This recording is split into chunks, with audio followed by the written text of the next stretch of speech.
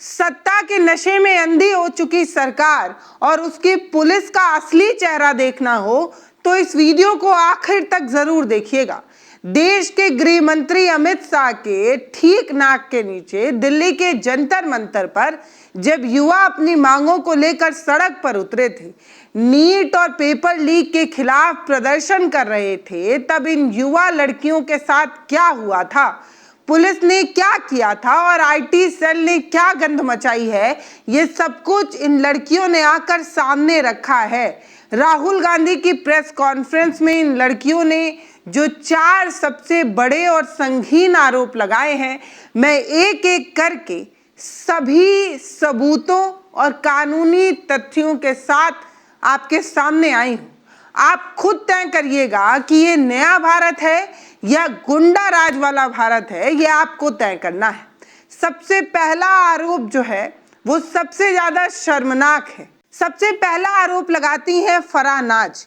ये बहुत शर्मनाक है। ये जो आरोप इन छात्रा ने लगाया है, ये आरोप सीधा सत्ता के उस मानसिकता पर सवाल खड़ा करता है जो नाम देखकर देशभक्ति का सर्टिफिकेट बांटता है। फराह सीधे आरोप लगाती हैं क्योंकि वो फराह हैं, क्योंकि वो मुसलमान हैं, इसलिए उन्हें देशद्रोही कह देना ज्यादा आसान होता है।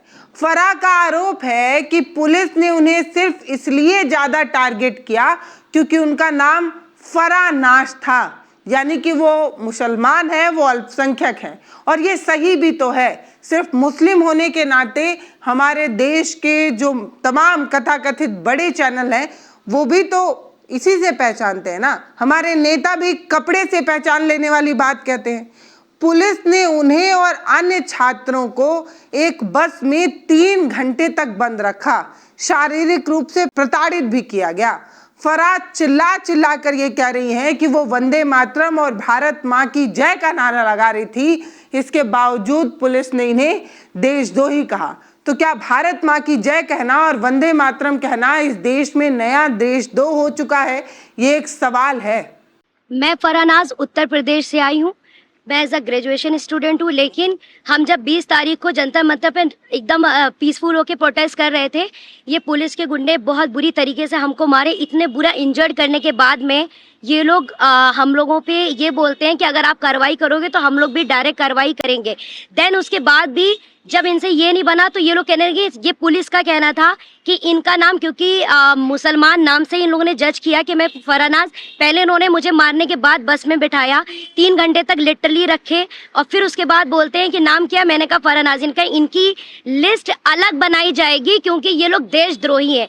तो सर, अगर हम लोग शांति से प्रोटेस्ट कर रहे हैं, क्या हम देशद्रोही हैं? क्योंकि हम लोग नॉर्मल लगा रहे थे वंदे भारत और भारत माता की जय, उसके बावजूद भी हम लोग को मारने के बाद देशद्रोही बोलते। तो ये इन्होंने हमारे साथ किया। उसके साथ साथ सोशल मीडिया पे लगातार आ रहा है कि अरे ये लोग सिर्फ देशद्रोही पना करने गए थे। तो मेरा यही कहना है कि अगर आप लोग इस तरीके से करते रहोगे, लेकिन हम लोग बाज नहीं आएंगे। हम हक के लिए, अपने देश के लिए हमेशा खड़े रहेंगे। जय हिंद, जय भारत। पुलिस ने उन्हें सीधी धमकी देते हुए कहा है कि अगर तुम कोई कानूनी कार्रवाई करोगी तो हम तुम्हें टारगेट कार्रवाई करेंगे। एक छात्रा जो संविधान बचाने आई थी, जो भारत माँ की जय बोल रही थी, पुलिस उसे सीधे देशद्रोही कैसे कह सकती है? क्या दिल्ली पुलिस को अमित शाह के गृह मंत्रालय से कोई लिखित आदेश मिला था कि अगर कोई मुस्लिम नाम वाला प्रदर्शनकारी दिखे तो उसे तुरंत देशद्रोही मान लिया जाए? ये सीधे सीधे आर्टिकल 14 यानी कि समानता के अधिकार का उल्लंघन है। आर्टिकल 19 शांतिपूर्वक प्रदर्शन के अधिकार का भी ये कत्ल है जो कुछ हुआ है। और ऐसा नहीं है कि ये बात सिर्फ फराह कह रही है। मैंने एक छात्र से खुद बात की थी, कैमरे पर आने से वो घबरा रहा था। दिल्ली के जंतर मंतर पर जब एक मुस्लिम छात्र से मेरी मुलाकात हुई, वो लंगड़ाते हुए पैर से चला गया ये कहते हुए कि मैडम अगर गलती से कैमरे पर आ गए तो ये लोग अभी सिर्फ पैर तोड़े हैं, न जाने क्या कुछ तोड़ डालेंगे। उसने कहा कि जब वो जान गए कि मेरा नाम मुस्लिम है, तब उन लोगों ने बारी बारी करके पिटाई की। मुझे एक गाड़ी में रखा गया और बारी बारी से हर पुलिस वाला आकर मुझे पीट रहा था क्योंकि मैं मुस्लिम था। अब आते हैं दूसरे गंभीर आरोप पर। दूसरा आरोप मुस्कान शर्मा ने लगाया है। ये आरोप इतना गंभीर है कि इस देश में कानून का राज जैसे खत्म ही नहीं हो चुका है, कानून बचा ही नहीं है। अगर ये कानून का राज बचा हो तो इन्हें सस्पेंड करके जेल भेज देना चाहिए, क्योंकि मुस्कान का आरोप ही इतना गंभीर है। मुस्कान ने यह बताया कि पुलिस वाले ने सीधे उनके जो सेंसिटिव पार्ट्स होते हैं, जो प्राइवेट पार्ट्स होते हैं, उन पर लाठी मारने की कोशिश की थी। मुस्कान का सीधा आरोप है कि जो वो शांति से पीछे हट रही थी तो रैपिड एक्शन फोर्स यानी कि आरएएफ के एक पुलिस अधिकारी ने उनके प्राइवेट पार्ट पर जोर से लाठी मारी। मुस्कान सिर्फ इतना चाहती हैं कि डंडे से मारने वाला ये जो शख्स, ये जो पुलिस वाला है, वो सामने से आकर बस माफी मांग ले। एक पुरुष अधिकारी ने, एक पुरुष पुलिसवाले ने एक महिला को मारा है, इस तरीके का आरोप मुस्कान लगाती है। हाय एवरीवन, मेरा नाम मुस्कान है। मैं ज़्यादा कुछ नहीं बोलूँगी, मैं बस इतना बताऊँगी that I was one of the peaceful protestors at Delhi Jantar Mantar. मेरा सवाल बस ये है कि जब मैं शांति से चल रही थी तो पुलिस ने मुझे मारा क्यों? आरएएफ ऑफिसर्स ने मेरे ऊपर लाठी क्यों बजाई? और जब ये साफ साफ रूल है कि आप थाई के ऊपर नहीं मार सकते हो और एक मेल ऑफिसर किसी लड़की को नहीं मार सकता, तो एक मेल आरएएफ ऑफिसर ने why did he try to jab a baton into my buttocks? मेरा बस इतना सा सवाल है। और अगर इसके लिए जिसको भी उसने ऑर्डर दिया था, अगर वो आके मुझसे माफी मांग ले तो मुझे भी बहुत खुशी मिल जाएगी। एंड सेकेंडली, क्योंकि मैंने बोला कि मेरा नाम मुस्कान है, मैं एडिशनली ये भी ऐड करना चाहूंगी कि सरनेम मेरी शर्मा है। और ये मैं इसीलिए बता रही हूँ क्योंकि आजकल हर कोई मान के बैठा है कि मैं मुस्लिम हूँ और इसीलिए मुझे और ज्यादा गालियां मिल रही हैं। And that does not tell anything about me, but that tells a lot about the narrative जो इस कंट्री में अभी सेट हो रहा है कि अगर इसने सरकार के खिलाफ बोल दिया तो ये तो मुस्लिम है, और जैसे ही आप किसी को मुस्लिम बना देते हो समहाउ वो अपने आप ही एंटी नेशनल कैसे बन रहा है। तो हम इस नैरेटिव को बहुत ज़्यादा आजकल फॉलो कर रहे हैं, और ये जितनी भी ट्रोलिंग आजकल हो रही है इंटरनेट पे, जितना भी हरासमेंट हम लोग फेस कर रहे हैं, ये इस कंट्री का नैरेटिव बताता है बहुत साफ साफ। थैंक्स। आप सब लोगों से सवाल है कि आप जे आर एफ इंटिमिडेट किया जा रहा है, आप पर डराया जा रहा है, आपकी कनेक्शन हो रहा है, even then you are standing here, what else standing here? No, but I want to say something else, which is even more powerful. That there are young people who are standing here in front of India's press. But Amit Shah and the Prime Minister don't have the courage to stand here. अगर ये बाहर जाएगा उसके बाद हमें रोज और गालियां पड़ने वाली हैं। They are क्योंकि Indian. कल को मेरे साथ गलत होगा, मेरे साथ कोई आके खड़ा नहीं होगा अगर आज मैं दूसरों के लिए आवाज नहीं उठाऊंगी। और ये ऐसी कंट्री है, टू बी वेरी ऑनेस्ट, जिन लोगों को मेरी सुरक्षा करनी चाहिए उस दिन मैं उन्हीं लोगों से पिट रही हूँ। So as a woman of this country, please tell me where am I suppose to go to for my protection. मुझे बस आप इतना बता दीजिए। Just 1 second. One second. मेरा बस एक सवाल है जो भी ये देख रहा है उनसे, क्या जस्टिस आपको सिर्फ तभी मिल सकता है जब आप कोई कॉन्स्टिट्यूशनल वर्कर हो, या आर्टिकल 14 के हिसाब से जस्टिस सबके लिए इक्वल है? ये मेरा सवाल है। So no. Last thing I want to say. 1 second. We're not taking any more questions. Last thing I want to say is that for them to come here, जो आपने बोला, it is an act of courage. It is not easy for them to come here. They are facing harassment, they are facing violence, they are facing torture, and I am very proud that they have the courage to speak so eloquently, so beautifully about what they are feeling. And these are exactly the type of youngsters that this country needs. There's thousands and thousands of them, and I'm extremely proud of what they have done. Final thing, the person who is responsible for this violence, the person who has had the pellet gun fire into this young lady, the person who's had the pellet gun fire into that young man I brought here, the person who has turned the police force against this young lady who's asking for their protection is Mr. Amit Shah, is the Home Minister of India. He does not have the decency to come to Parliament. He does not have the decency or the courage to comment on what has happened. And there's only two possibilities. One, he did not know that this violence was being carried out on the children, in which case he's incompetent. And two, that he ordered the shooting of the pellet gun, he ordered the violence on these children, on these youngsters, which means he's culpable. Either way, he is responsible. अब आते हैं कानून पर। सीआरपीएस की धारा 46/4 और supreme court की guideline साफ कहती है कि किसी भी महिला को छूने, गिरफ्तार करने या उस पर काबू पाने का अधिकार जो है वो केवल और केवल महिला पुलिसकर्मी को ही है। एक पुलिसकर्मी किसी भी महिला पर हाथ उठा ले ये तो बहुत दूर की बात है, लाठी मारना तो बहुत दूर की बात है, वो छू तक नहीं सकता। ये बात सुप्रीम कोर्ट और सीआरपीएस की धारा कहती है। अब मेरा सवाल सरकार से ये जरूर हो सकता है कि क्या आपकी अनुमति में पुलिस ने ये बेशर्मी की है? वो लड़कियों के संवेदनशील हिस्सों पर लाठियां जो भाज रहा था, ये किसके आदेश पर और किसके कहने पर कर रहा था, ये सवाल है।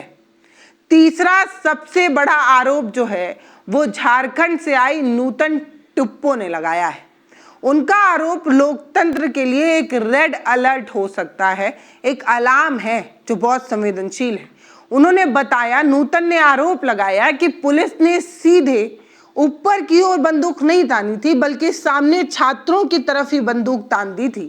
पीछे से पैलेट गन फायर किया गया, ये नूतन का कहना है। नूतन कहती हैं कि जब वो पीछे मुड़ती हैं तो उनके पीछे से पैलेट गन चलाई जाती है, उनके शरीर पर छर्रे लगे हैं, कान को टच करते हुए पैलेट गन का छर्रा गया है। पैलेट गन का नाम सुनते ही अगर आप अपने दिमाग पर छोरा भी जोर डालेंगे तो आपको पता चलेगा कि पैलेट गन का इस्तेमाल आपने पहले कश्मीर में आतंकवादियों और पत्थरबाजों के खिलाफ सुना होगा, इसके बाद आपने शंभू बॉर्डर में किसानों के खिलाफ देखा होगा, लेकिन दिल्ली के जंतर मंतर पर पैलेट गन का इस्तेमाल निहत्थे छात्रों पर पैलेट गन का इस्तेमाल किया गया, जो छात्र एग्जाम का पर्चा लीक होने का विरोध कर रहे थे, एक जिम्मेदार सरकार की मांग कर रहे थे, धर्मेंद्र प्रधान का इस्तीफा चाहते थे, उन पर पैलेट गन का इस्तेमाल किया गया। जो पहले दिल्ली पुलिस इससे मुकर रही थी, लेकिन अब तो कई छात्र सामने आ चुके हैं। क्या गृह मंत्रालय ने भारत के छात्रों को आतंकी मान लिया था? बिना मजिस्ट्रेट के आदेश के राजधानी में छात्रों पर पैलेट गन कैसे और किसने चलाई, यही तो सवाल है। इसका जवाब दिल्ली के पुलिस कमिश्नर और अमित शाह दोनों लोगों को देना चाहिए। हेलो, इनके बारे में मैं कहना चाहता हूँ, इनको पैलेट गन इंजरी हुई थी, ये थोड़ा आपको बताएंगे कि कहा जा रहा है कि पैलेट गन यूज नहीं की गई, ये आपको थोड़ा बताएंगे। मेरा नाम नूतन टोप्पो है और मैं झारखंड से बिलोंग करती हूँ। और प्लेट गन मैं अपने आंखों से देखी थी कि हमारे साइड गन पॉइंट किया हुआ था, और जैसे ही मैं मुड़ती हूँ ऐसे पीछे से मुझे गन फायर किया गया, और मुझे पता अच्छी तरह से पता है मुझे गन से ही फायर में लगी है, प्लेट गन से ही लगी है, बस मुझे ये पता है। पर जब देश में जंतर मंतर में 20 तारीख और जब अन्याय के खिलाफ हमें खड़ा होने का मौका मिले, हम खड़ा होंगे जरूर। कहा जाता है कि पैलेट गन का इस्तेमाल तभी किया जा सकता है जब मजिस्ट्रेट इजाजत दे, तो ये किसके आदेश पर पैलेट गन चलाया गया, यही सवाल तो पूछा जा रहा है। चौथा आरोप रिया अहिर और मुस्कान ने लगाया है। ये रिया वही लड़की है जिसको सोशल मीडिया पर आपने कई बार देखा होगा। डिटेन करने वाली बस को एक हाथ से रोकने वाली ये जो रिया है, सोशल मीडिया पर वायरल तो हो गई हैं, लेकिन इन्हें कितना ट्रोल किया जा रहा है ये खुद आकर बताती हैं। तो चौथा आरोप रिया और मुस्कान ने लगाया है। जब पुलिस के लाठी से नहीं डरी, सरकार के डिजिटल गुंडे आगे कर दिए गए हैं, ये आरोप लगाया जा रहा है। बताया जा रहा है कि इन लड़कियों को 140 रुपए में अपनी बॉडी बेचने वाला कहा जा रहा है। रिया अहिर ने आरोप लगाया है कि बॉम्बे पुलिस के खिलाफ जब उन्होंने आवाज उठाई तो सत्ताधारी पार्टी के कार्यकर्ता फेसबुक पर उन्हें लिख रहे हैं कि रिया 150 रुपए में अपनी बॉडी बेच रही है। इस तरीके से महिला की अस्मिता और उसकी आइडेंटिटी पर इस तरीके का सवाल, मतलब सच में शर्म आने वाली बात है। हेलो एवरीवन, मेरा नाम है रिया अहिर। मैं वो लड़की हूँ जो मुंबई पुलिस के सामने आ गई थी। यू गाइस से कि ये वो लड़की है जो वायरल हो गई है, जिन्होंने मुंबई पुलिस को रोका था। बट मैं मीडिया से ये कहना चाहूंगी, मैं वो लड़की हूँ जिन्होंने 20 बच्चों को अनलॉफुली डिटेन होने से रोका था। Please change your narrative, change your perspective. पर जो भी मैंने किया उसकी वजह से मुझे बहुत हरास किया जा रहा है। ट्रोलिंग नहीं बोलूंगी मैं, क्योंकि ये ट्रोलिंग नहीं है, ये क्राइम है। और सिर्फ ये ही नहीं, जनता ही नहीं बल्कि पार्टी वर्कर्स भी अभी अपने फेसबुक पर पोस्ट लगा रहे हैं मेरे बारे में, गलत गलत बोल रहे हैं कि मैं जो कुछ भी कर रही हूँ 140 रुपीज में अपनी बॉडी बेच रही हूँ। सर आप खुद ही सोचिए, उनके दिमाग में ऐसा कितनी गंदगी भरी रहेगी कि वो ये बोल रहे हैं। 27 को मैंने क्राइम रजिस्टर करवाया था, आज 5 तारीख है, मेरे हाथ में अभी तक FIR नहीं आया है। ना ये बेटियों को पढ़ने दे रहे हैं, ना ये बेटियों को बचने दे रहे हैं। मैं बस आपसे इतना कहना चाहूंगी कि एज मीडिया हमारी सबकी रिस्पॉन्सिबिलिटी होती है कि जिन बच्चों के लिए मैं खड़ी थी अब वो मेरे लिए खड़े हैं। एज ए सिटीजन हमारी भी रिस्पॉन्सिबिलिटी है कि एक दूसरे के लिए हम खड़े रहें। Thank you. नाम देखकर गालियां दी गई, ये आरोप लगाया जा रहा है। मुस्कान, जिनका सरनेम शर्मा है, ये बात उन्होंने खुद बताई। उन्होंने कहा क्योंकि IT सेल को ये लगता है कि क्योंकि ये मुस्कान है, मुस्लिम समझकर इन्हें भद्दी भद्दी गालियां दी जा रही हैं, तो मुस्कान ने कहा कि मैं मुस्लिम नहीं हूं, मेरा नाम वैसे शर्मा है, मेरे टाइटल में शर्मा लगता है, तो क्या मुस्लिम होना इस देश में कोई गाली है? ये सवाल मुस्कान उठा रही हैं। वो कह रही हैं, रिया ने कहा कि रिया के घर पर गुंडे भेजे गए और जब वो इसका विरोध करने FIR दर्ज करने गई तो उनकी FIR नहीं लिखी गई। एक 15 साल की बच्ची से जबरन माफीनामा लिखवाया जाता है, लेकिन जब रिया पुलिस स्टेशन जाती हैं तो उनकी FIR नहीं लिखी जाती। पुलिस ने 27 तारीख से लेकर 5 तारीख तक कोई FIR दर्ज नहीं की। मंच से नारी शक्ति का बखान करना बहुत आसान होता है, हमारी सरकार ये खूब करती है, लेकिन असल में इनका जो इकोसिस्टम है वो इसी तरीके से महिलाओं का सम्मान करता है। अगर आपने सवाल पूछा, अगर आपने तर्क से, सिस्टम से सवाल पूछ लिया तो ये जवाब नहीं देंगे, ये आपके चरित्र पर कीचड़ उछालेंगे। एक महिला के लिए सोशल मीडिया पर उसका रेड कार्ड बनाना, ये गिरी हुई राजनीति से भी गिरा हुआ है। पुलिस का FIR नहीं लिखना ये साबित करता है कि IT सेल के गुंडे पुलिस के दामाद बनकर बैठे हुए हैं, इसीलिए इस तरीके की चीजें हो रही हैं। FIR क्यों नहीं लिखी जा रही है भाई?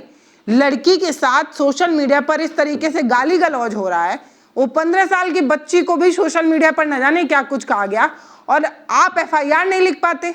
उस 15 साल की बच्ची पर FIR लिखी जाती है, उसे डराया जाता है, और जब रिया FIR लिखवाई जाती है तो आप नहीं लिख पाते हैं। दोस्तों, इन लड़कियों ने अपना काम कर दिया है, इन्होंने अपनी चोटें दिखा दी हैं, इन्होंने अपने आरोप लगा दिए हैं, अपनी हिम्मत भी दिखा दी है।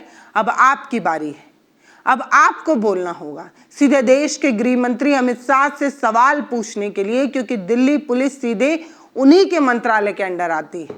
दिल्ली पुलिस ने इस तरीके की बर्बरता क्यों दिखाई, यह सवाल है।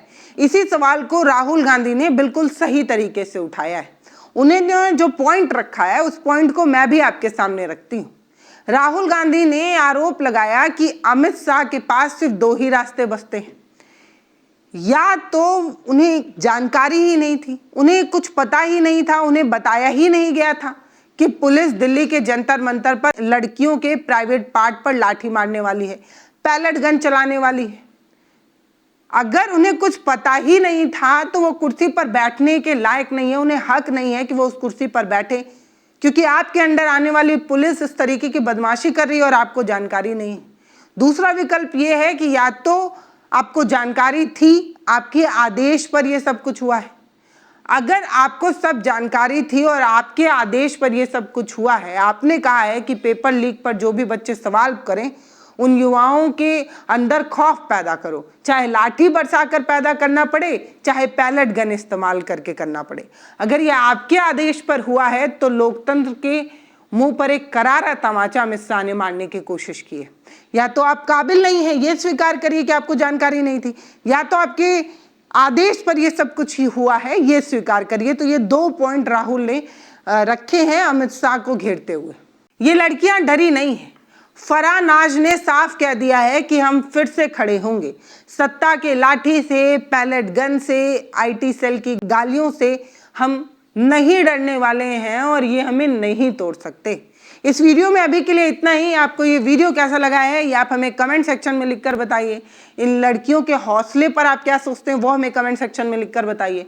हो सके तो वीडियो को शेयर करिए, और अगर ये वीडियो फेसबुक पर देख रहे हैं तो फॉलो कर लीजिए, यूट्यूब पर देख रहे हैं तो चैनल को सब्सक्राइब करिए। बहुत धन्यवाद। हमारे वीडियो का नोटिफिकेशन सबसे पहले पाने के लिए प्ले स्टोर से हमारे ऐप भारत एक नई सोच को अब इंस्टॉल करें।